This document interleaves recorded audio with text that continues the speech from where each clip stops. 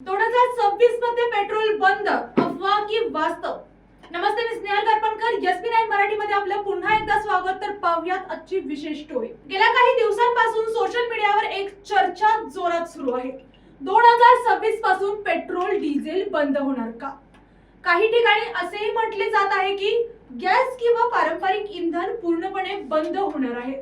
पण या सगळ्यात किती तथ्य आहे आणि किती आहे फक्त अफवा, या विषयावर ही आजची स्टोरी असणार आहे. अफवा नेमकी काय आहे? सोशल मीडियावर काही पोस्ट मध्ये दावा केला जात आहे की 2026 पासून पेट्रोल आणि डिझेल वाहनांवर पूर्णपणे बंदी येणार आहे. यामुळे अनेकांमध्ये संभ्रम आणि चिंता निर्माण झाली आहे.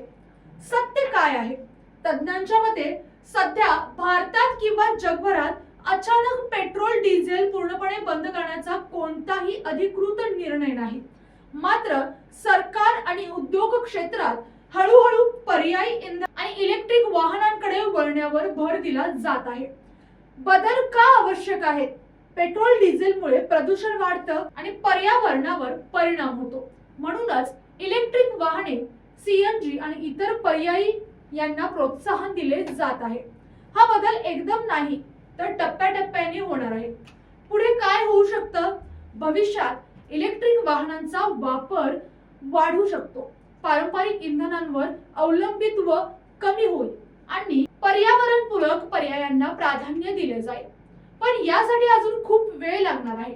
2026 मध्ये पेट्रोल पूर्णपणे बंद होणार ही माहिती सध्या तरी अफवा आहे. मात्र भविष्यात बदल होणार हे निश्चित आहे आणि त्यासाठी आपण सर्वांनी तयार राहणं गरजेचं आहे. म्हणूनच कोणतीही माहिती मिळाल्यावर ती पडताळून पाहणं अत्यंत महत्त्वाचं आहे.